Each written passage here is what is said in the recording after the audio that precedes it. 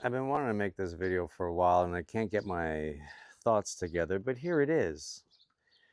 And you know the Strait of Hormuz, this whole hubbub that's going on with this, is that in the Red Sea, in the Strait in Turkey, the Panama Canal, the Strait of Malacca, they all charge a transit fee.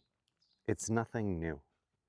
And Iran now charging a transit is putting everybody in an uproar.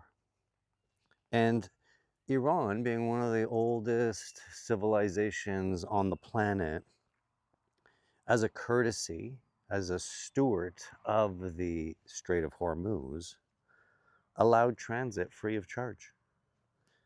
And now that you have illegally bombed their country, taken out their civilian infrastructure, killed their children, they are now retaliating economically so that everybody understands that you can't get rewarded for behaving badly.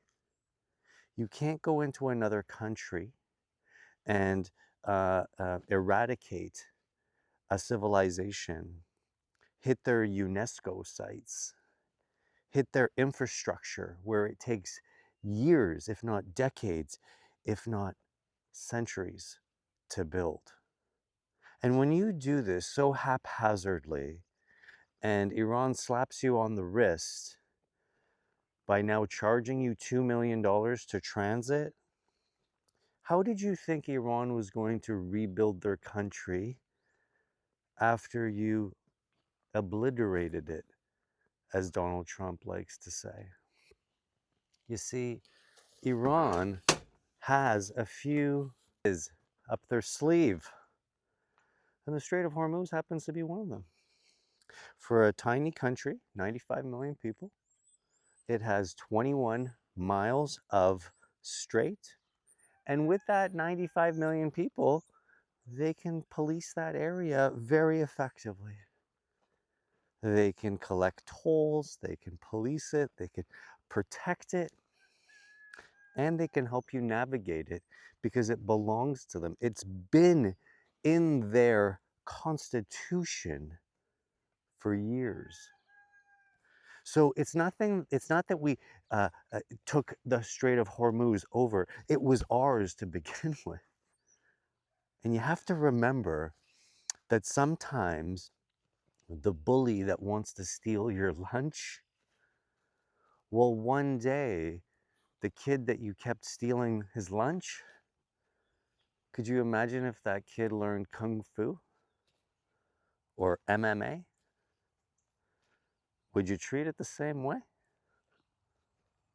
Well, you will after you battle them. And that's what Iran is doing right now. It's giving you a battle. And because you don't want to be a sore loser in the eyes of the world, you are now going to harm them. And that's not war. That's malicious intent. Boxers get into the ring with their opponent all the time.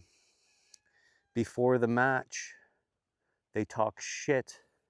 They call each other names. But at the end of the fight, they touch gloves and they thank one another for being warriors and having a plan and a strategy and an offense and a defense. They've played the game in their head a million times.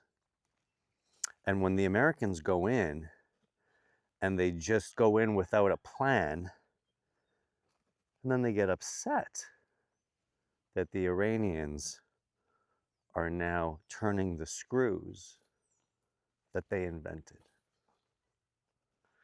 There you have it.